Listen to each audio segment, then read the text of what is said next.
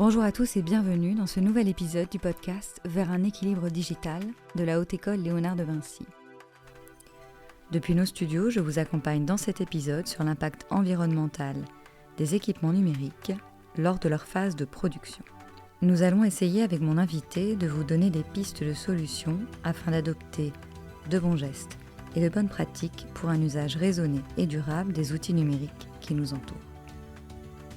Installez-vous confortablement et plongez dans le monde passionnant de l'équilibre digital.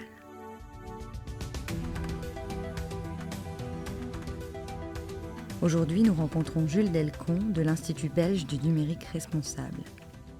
Bonjour Jules. Bonjour. Jules, est-ce que tu pourrais te présenter en quelques mots pour nos auditeurs et auditrices ? Oui, je m'appelle Jules, j'ai 28 ans. J'ai fait des études en économie et gestion à l'UC Louvain. Et puis j'ai fait un master en CSR, ou en français RSE, responsabilité sociétale des entreprises. Donc en bref, c'est comment est-ce qu'on fait du développement durable dans les organisations. À titre individuel, c'est facile, c'est des bonnes pratiques. Je prends moins l'avion, je mange un peu moins de viande, etc. Je prends un peu plus le vélo. Mais en fait, on se rend compte que pour les organisations, ça nécessite une stratégie, c'est pas si simple. Il faut parler avec les départements, il faut parler avec les ressources humaines, avec les achats, avec la stratégie. Donc on se rend compte que pour une organisation, ça nécessite forcément quelque chose de plus managérial, on va dire. Et en fait, je suis tombé sur un sujet Sustainability and Digitalization Friend of Whos. Donc en gros, c'était l'idée de dire au final, est-ce que la digitalisation et le développement durable, est-ce qu'ils sont copains ou pas copains? C'était proposé par un professeur qui donne des cours de supply chain. Là, j'étais assez surpris. Je me dis, mais en fait, quoi, le numérique et le développement durable sont pas copains? Donc j'ai lu un petit peu le sujet. Ça m'a intéressé assez vite. J'étais assez, on va dire, féru de technologie. Donc j'aimais bien les dernières cartes graphiques qui sortent, les écrans, les smartphones, la rapidité, etc. Et donc je suis un peu tombé de ma chaise parce que je me suis rendu compte que le numérique avait un impact sur l'environnement. Et donc j'ai fait un mémoire sur ce qu'on appelle la sobriété numérique, ou en tout cas comment on réduit les impacts environnementaux du numérique. Et donc c'est un petit peu comme ça que je suis arrivé dans le sujet. Et j'ai interviewé mon boss actuel, qui est le directeur de l'Institut belge du numérique responsable, dans le cadre de mon mémoire. Donc c'est un petit peu comme ça que je suis arrivé dedans. D'accord, donc forcément aujourd'hui tu viens nous parler de ces impacts environnementaux liés à la production des équipements numériques. Est-ce que tu pourrais nous en dire plus ? Quels sont ces impacts ? Effectivement, on parle de 16 impacts, on ne parle pas d'un seul impact numérique. Pourquoi ? Parce qu'on est souvent habitué pour l'instant à l'empreinte carbone. On est concentré sur un seul indicateur, mais en fait, on n'a pas que ça. On a la consommation d'énergie, on a la consommation forcément de ressources, on consomme de l'eau, on consomme des matières premières, et puis on crée des déchets. Et donc, tout ça fait qu'en fait, on a plusieurs types d'impacts. Et l'objectif, c'est de prendre en compte tous les impacts qu'on va avoir avec les équipements numériques, ou avec le numérique de façon générale, et qu'est-ce qu'on peut faire pour les réduire, à titre individuel ou pour les organisations. Est-ce que, Jules, tu pourrais nous donner un exemple concret de ces impacts sur la production ? Donc on va prendre l'exemple du smartphone. Donc effectivement, avant de pouvoir utiliser mon smartphone, je vais devoir le produire. Si on regarde la vie d'un smartphone, on va d'abord produire le smartphone, ensuite on va l'utiliser et puis on aura la fin de vie. Et en fait, on se rend compte que la majorité de l'impact sur le cycle de vie, c'est la production. Donc il faut vraiment en parler parce que malheureusement, les gens n'ont pas conscience de ce qui se passe avant cette phase d'utilisation. Quelle part représente cette phase de production d'un équipement dans cet impact ? Alors ça dépend. Pourquoi ? Parce que en fait, l'impact à la production, on va dire, il est fini. Une fois que l'équipement est produit, en fait, cette valeur ne bouge pas. Mais par contre, les proportions vont changer en fonction du temps d'utilisation. C'est-à-dire qu'une fois que j'utilise mon smartphone, il y a quand même une dépense d'énergie pour charger la batterie. Donc, si j'ai utilisé mon smartphone pendant 2 ans ou pendant 5 ans, les ordres de grandeur sont pas les mêmes. Les proportions sont pas les mêmes. En règle générale, en moyenne, on estime que pour les équipements classiques, tablettes, smartphones, laptops, on tourne autour des 3/4, donc 70 à 80% de l'impact, en tout cas carbone, qui est à la production. De nouveau, pareil, si on s'intéresse aux ressources, une majorité des ressources sont consommées forcément pour le produire. Donc une majorité des impacts vient de la production. Pourquoi une majorité de ces impacts vient de la production ? Donc qu'est-ce qui se passe pour produire mon smartphone ? Déjà, il faut savoir que c'est bourré de technologie, on va avoir énormément de matières premières et il va falloir aller les chercher. Donc là, on est sur de l'extraction minière. Donc si j'ai besoin de cobalt ou de lithium pour ma batterie, si j'ai besoin de terres rares pour mon écran, si j'ai besoin de silicium, d'or pour la carte mère et j'en passe, je vais devoir aller chercher ces matières premières qui sont présentes dans le sol. Donc là, on est sur de l'extraction. Donc je vais avoir des excavatrices, c'est quand même des grosses machines, on va aller creuser et on va aller chercher ces matières premières. Ensuite, il faut bien se rendre compte qu'à l'instar d'un lingot d'or, on n'a pas un lingot d'or comme ça dans le sol. Donc ces matières premières, elles sont présentes dans des proportions infimes, dans des petites proportions, et donc il va falloir avoir des procédés physiques, mécaniques et chimiques pour séparer les matières premières, les métaux, des roches. Donc rien que là, on va avoir une grosse dépense d'énergie. On va utiliser beaucoup d'énergie pour purifier ces métaux. On va utiliser de l'eau aussi. Ça va entraîner une pollution. Il faut bien se rendre compte qu'il y a des éléments qui sont toxiques dans le sol. Si on s'intéresse au nucléaire, l'uranium, pour les centrales nucléaires, on va pas le chercher n'importe où. On va le chercher dans le sol. Donc ça veut dire que dans le sol, on a des éléments radioactifs. Donc au niveau déjà de l'extraction minière, on a pas mal de déchets qui sont vachement dangereux. Et on pollue malheureusement aussi le sol, l'air et l'eau. Ça, c'est la première chose. Une fois que j'ai mes matières premières, il va falloir créer les composantes. Si on regarde par exemple, si on s'intéresse à une puce informatique, un processeur, c'est vraiment de la technologie de pointe et on utilise des procédés industriels qui sont extrêmement techniques et qui de nouveau nécessitent beaucoup d'énergie. Et donc on remarque qu'en fait, avant même de pouvoir assembler les composants de notre smartphone, la majeure partie des impacts, c'était l'extraction des matières premières et leur purification et le fait de les transformer en composantes électroniques. Ça, c'est vraiment la majeure partie de nos impacts en fait. Et ça, les gens ne le savent pas forcément. Ensuite, forcément, on a l'assemblage sur des usines, dans des usines par exemple, pas mal en Asie, sur des chaînes d'assemblage. Et puis, ça va être le transport et ça arrive en magasin et là, on va avoir l'utilisation. Il faut se rendre compte que si je prends l'exemple d'un smartphone classique, admettons, je prends l'iPhone 11, c'est statistiques qu'Apple donne. Alors, c'est pas pour cracher sur Apple, c'est vraiment que eux au moins, ils donnent les chiffres et ils donnent les ordres de grandeur. C'est très intéressant. Apple nous apprend que sur un iPhone 11, si on garde un iPhone 11 pendant 3 ans, en sachant que la moyenne d'utilisation européenne est à 2 ans et demi, quand même, sur le smartphone, selon les derniers chiffres. Si je le garde 3 ans, 80% de mon impact CO2, c'est la production. Ensuite, j'ai environ 17% pour l'usage, parce que forcément, il faut le charger. Et puis, il reste des cacahuètes, donc ça va être pour le transport, par exemple, j'ai 3% et j'ai moins d'1% pour la fin de vie. Donc, il faut bien se rendre compte que même si on entend beaucoup que, le transport, ça a un impact, par exemple, pour le transport des marchandises alimentaires, oui, c'est un impact. Mais en fait, dans le cas du numérique et dans le cas d'un smartphone, c'est extrêmement minime en fait. Donc, par exemple, on peut entendre des entreprises qui nous disent, nous, on utilise un peu moins l'avion pour amener les marchandises, les équipements, ou alors on met plus de plastique dans les emballages des smartphones. On se trompe de combat en fait. Le combat, il est sur éviter de produire des nouveaux équipements. Et donc, premier levier, il est assez simple, c'est allonger la durée de vie des équipements au maximum. Ça, c'est le vrai levier. La meilleure façon de réduire l'impact de la production de nos équipements, c'est d'éviter de les produire. Et donc, pour éviter de les produire, il faut essayer de les garder le plus longtemps possible. Parmi les leviers d'action à engager et à amplifier en tant que consommateur dès aujourd'hui, c'est bien celui d'un usage plus sobre en carbone et en ressources. En fait, c'est prendre conscience qu'on est vraiment sur des ressources qui sont limitées, qui a un impact pour aller chercher ces matières premières, et que malheureusement, si on change d'équipement trop vite, en fait, c'est vraiment un gaspillage en fait. Pourquoi est-ce que je changerais de smartphone s'il fonctionne toujours ? Alors malheureusement, on a plein de soucis avec de l'obsolescence culturelle où on nous incite à acheter, on est quand même dans une société de consommation, donc l'impact du marketing est assez conséquent, et des marques comme Samsung, des marques comme Apple, ou même à l'époque comme Nokia, ils n'ont pas forcément d'intérêt financier à nous dire que le numérique a un impact et qu'il faut absolument pas acheter le dernier iPhone qui sort. Ou en tout cas, l'idée c'est toujours de réfléchir en fonction du besoin. Le numérique est super, il est là pour rester et c'est un outil génial, que ce soit pour la pédagogie, pour l'accès à l'information, pour échanger avec ses proches, c'est génial. Le tout c'est de se dire mais comment est-ce que je profite de cette magnifique invention tout en réduisant mes impacts, et du coup, il n'y a rien à faire, la production c'est le plus gros levier. Oui, mais en tant que consommateur, je ne peux pas avoir d'impact direct sur l'extraction des métaux et leur assemblage. Ça va dépendre en fait de nos choix de consommation. Je vais prendre l'exemple, et j'aime bien prendre l'exemple de Fairphone. Fairphone, ils ont décidé de faire les choses autrement. Ça veut dire que Fairphone, ils ont dit, mais voilà, nous, on va, au niveau de la conception, on va déjà réfléchir à ce que le smartphone, il soit facilement réparable. Une fois que tu as une casse, je change juste une composante. Je remplace pas tout le smartphone. Donc là, on évite déjà une bonne partie du gaspillage. Ensuite, c'est des équipements qui sont plus robustes, qui sont conçus pour durer un peu plus longtemps. Donc pareil, au niveau du logiciel, ils font des efforts pour pas que ce soit obsolète et qu'on doive changer tous les 3 ans parce que les composantes tiennent pas la route.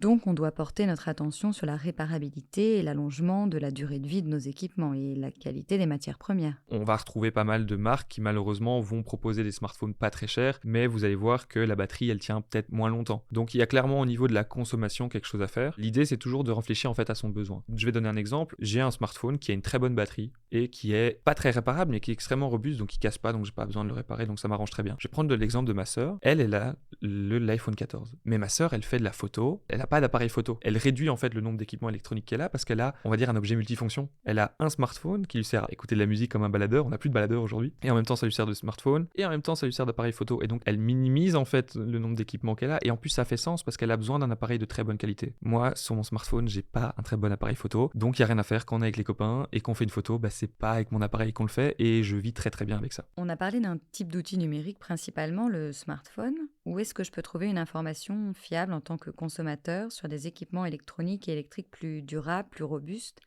pour pouvoir faire un choix raisonné et durable par rapport à l'équipement dont j'ai besoin? Alors, c'est ce qu'on appelle souvent les savvy customers. Donc, c'est les consommateurs qui s'informent sur ce qu'ils vont acheter. En fait, l'information, elle est disponible. Si je prends la réparabilité, il y a un indice de réparabilité. Donc, ça existe pour l'instant en France, ça arrive en Belgique, ça arrive à l'Europe. Donc, si vous allez sur Fnac.fr, sans faire de la pub pour Fnac, vous allez avoir l'indice de réparabilité sur, par exemple, les smartphones. Et sur Fnac.be, pas du tout. Mais c'est exactement la même page. La seule chose qui change, c'est que vous avez l'indice de réparabilité sur les sites français. Donc on va avoir l'indice de réparabilité. Et puis ensuite, on va avoir... Il n'y a rien à faire. Certaines marques sont connues pour avoir des équipements de meilleure qualité. Certaines marques sont connues pour avoir des équipements qui cassent un peu moins vite. Certaines marques sont connues aussi pour utiliser des techniques de robustesse des équipements. On peut penser par exemple à Gorilla Glass. C'est une technologie qui est présente sur plusieurs types de smartphones et dans plusieurs marques. Ça veut dire que chez Samsung, chez Xiaomi, pour iPhone, chez Fairphone, vous allez retrouver sur certains modèles, dans certaines gammes, ce qu'on appelle la technologie Gorilla Glass. Donc en gros, c'est du verre trempé. Ça veut dire quoi ? Ça veut dire que l'écran, il casse moins vite. On va avoir des marques qui vous proposent de protéger vos équipements. Et donc certaines marques proposent soit des équipements qui sont conçus pour ne pas casser, soit avec des housses et on vous donne une housse. Donc rien que ça, c'est super important. Et puis, c'est trouver les bons sites. Donc il y a par exemple l'indice de protection. Donc c'est par exemple, ça va être IP68, IP indice de protection. Un chiffre, ça va être pour les liquides, l'autre, ça va être pour les solides. Donc, il y en a un qui va nous indiquer que ça peut tomber dans l'eau, ça va pas casser. L'autre va nous expliquer que s'il y a du sable, ça va pas venir s'incruster et casser la machine. Donc, ça, c'est super intéressant. Et donc, il y a des tests. Moi, par exemple, sur mon laptop, il y a un standard militaire, MIL-STD, donc des équipements qui sont conçus pour résister, par exemple, au choc. C'est tout bête, mais le fait que ça reste au choc, oui, l'équipement va durer plus longtemps. Et donc, on ne doit pas produire un nouvel équipement parce que le mien, il a cassé. Et comment acquérir cette connaissance des termes que je vais retrouver sur les descriptions de ces équipements, comme l'IP dont tu viens de parler ? Comment procéder ? L'idée, c'est de se dire, en fait, quel est mon objectif et comment j'y arrive. Donc, si l'objectif, c'est de garder le plus longtemps votre smartphone, cherchez par exemple sur notre copain Google, parce que de nouveau, le numérique, c'est un super outil. Tiens, comment est-ce que je peux garantir que je vais garder mon équipement le plus longtemps possible ? Et donc là, vous allez tomber sur des articles en disant, oui, protégez-le. Assurez-vous que ce soit réparable. Assurez-vous d'acheter de bonne qualité. Je vais par exemple prendre un exemple. Quand j'étais étudiant, j'avais pas beaucoup de moyens et donc j'achetais des GSM qui étaient pas chers et malheureusement les GSM pas chers étaient de mauvaise qualité, cassaient assez vite. Donc en fait, in fine, sur le long terme, ça m'a coûté plus de sous d'acheter des mauvais GSM pas chers trop de fois et j'ai gaspillé énormément de matières premières avec ça, entre guillemets. Donc il faut voir en fonction de votre objectif qu'est-ce qu'on achète et puis de nouveau réfléchir à son besoin. Ça, c'est super important. Et donc on va avoir par exemple, il y a un site que j'aime bien qui s'appelle GSM Arena, qui a un outil qui s'appelle le Phone Finder. Donc je vais sur le site et je dis moi j'aimerais bien par exemple que mon smartphone il ait une prise jack. Parce que j'ai un baladeur avec un câble et que j'ai pas envie d'acheter un nouvel équipement électronique qui marche sans fil où je dois racheter un casque Bluetooth. Donc j'aimerais bien que mon prochain smartphone il ait un câble jack. Ok. J'aimerais bien qu'il ait une batterie minimum de autant. J'aimerais bien qu'il ait quand même un minimum de 4 Go de RAM, admettons, pour être sûr qu'il va tenir aussi dans le temps et qu'il va pas subir des ralentissements trop vite. Et donc on va pouvoir sur le Phone Finder indiquer plein de trucs en disant moi j'aimerais bien une résolution minimum autant, un écran de telle taille. J'ai besoin de faire des photos, donc j'aimerais bien que l'appareil photo au niveau du gros objectif, pas du selfie, soit au moins de telle qualité. Et là, on va avoir une liste. Et je peux aussi avoir l'indice de protection. Donc c'est génial, je vais avoir une liste d'appareils qui correspondent à mon besoin. Et là, du coup, je vais pouvoir faire un choix. Le gros problème, en fait, aujourd'hui, c'est que dans le numérique, par exemple, on va mal dimensionner nos besoins. Je vais prendre un exemple. J'ai une super coloc qui a un laptop et je regarde son laptop et je vois qu'elle a une carte graphique de dingue. Donc, j'adore les jeux vidéo et donc je dis tu joues à des jeux vidéo ? Elle me dit non, pas du tout. Et donc en fait, ce qui s'est passé, c'est qu'elle a acheté une machine sans savoir. Elle a acheté une machine sûrement beaucoup trop chère parce que les cartes graphiques, ça coûte cher et en plus, c'est des matières premières spécifiques, c'est des puces spécifiques. Donc il y a un impact plus conséquent d'avoir des machines qui ont des capacités de traitement plus élevées. Et donc forcément, elle ne le savait pas, mais elle aurait pu diviser par 2 le prix de son laptop. Et en fait, elle n'a pas besoin de cette composante-là. Elle ne savait pas forcément quel était son besoin. C'est une des problématiques aujourd'hui. Comment identifier son besoin ? Oui, alors là, généralement, il vaut mieux se faire aider. On a toujours un copain qui s'y connaît un peu, ou une copine qui se connaît un peu plus en informatique, qui aime bien ça, qui s'y intéresse, et donc on peut lui demander. Moi, je conseille de faire, ça marche très très bien. Je suis, par exemple, le support technique pour mes parents et mes grands-parents. Quand ma maman, elle doit acheter un smartphone, elle me dit, mais qu'est-ce que j'achète ? Et moi, je peux du coup l'aider en lui disant, fais attention, ça, tu vas pas le garder longtemps, ça sera pas utile, ça va être trop cher pour toi. Attention, maman t'aime bien faire des photos, et donc là, je sais qu'il n'y a pas assez de stockage. Si je prends l'exemple de l'iPhone, on peut passer du simple au double en termes d'impact carbone en fonction du stockage. Si vous regardez les iPhone 256 ou 1 Tera, on se rend compte qu'on va parfois du simple au double en termes de l'impact. Et donc, quel stockage je prends en fonction de ce que... Voilà. Pour revenir à une vision plus méta de cet impact, quelle est l'évolution de cet impact environnemental lors de la phase de production des équipements électroniques et électriques ? Ce qu'il faut se rendre compte, c'est qu'en fait, on s'équipe de plus en plus.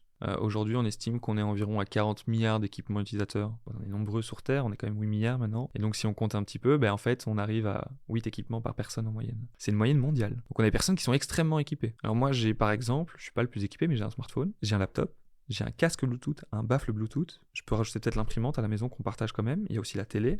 Je suis déjà à 6. Je peux rajouter un écran d'ordinateur que j'ai en plus. J'ai pas de montre connectée, j'ai pas de frigo intelligent. Mais en fait, on se rend vite compte que le nombre, il explose. Peut-être qu'on a une console de jeu, peut-être qu'on a une Alexa, donc les enceintes.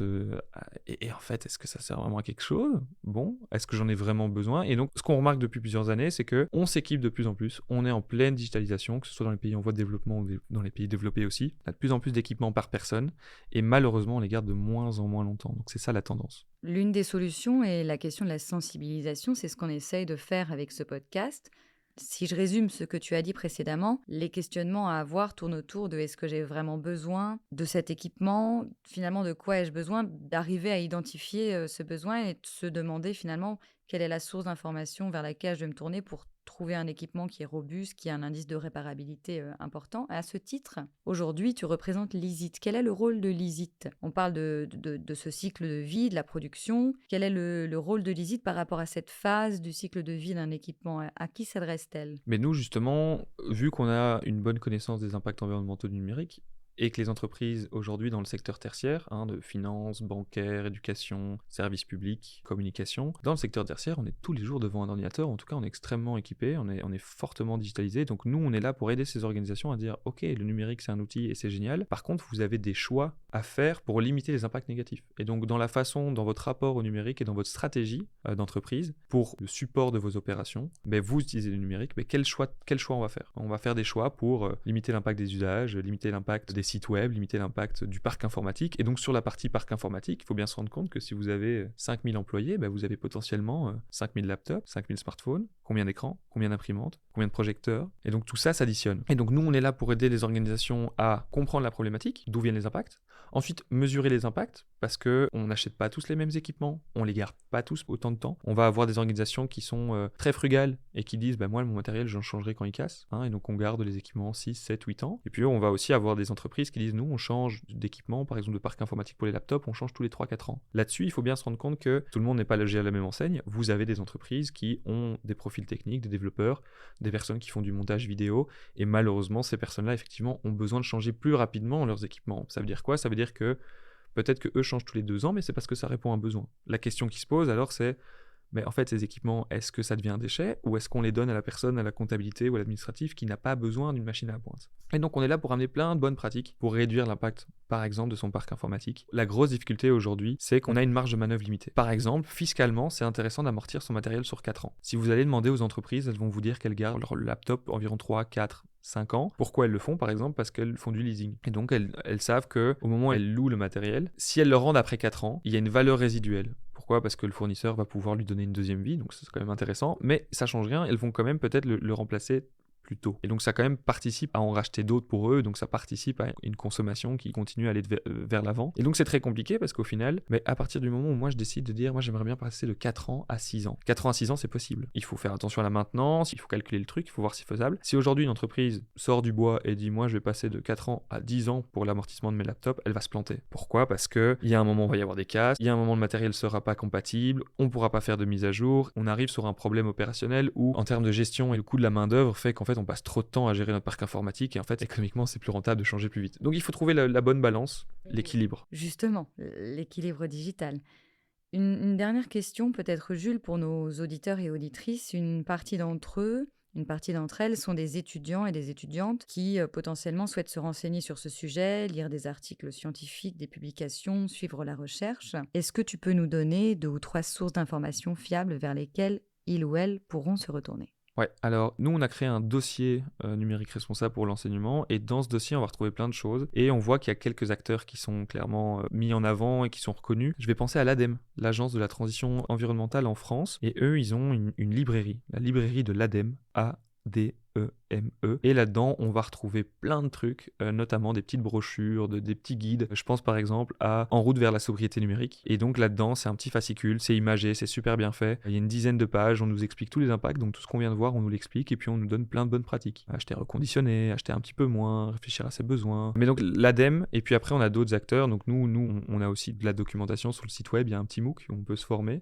c'est gratuit. Et en règle générale, si on cherche guide sur la sobriété numérique, on va vite trouver le Shift Project aussi. Mais le problème avec les papiers scientifiques, c'est que généralement, c'est l'état de l'art, on fait des recherches et donc c'est rarement accessible. Donc le mieux, c'est de taper, mais c'est quoi la pollution numérique, c'est quoi la sobriété numérique, et on trouve vite des contenus.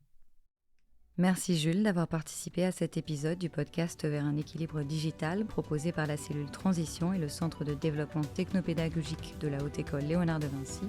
Merci à nos auditeurs et auditrices d'avoir exploré avec nous des solutions pour tendre à l'équilibre. Si ce podcast vous a plu, n'hésitez pas à le liker, le partager et le diffuser autour de vous.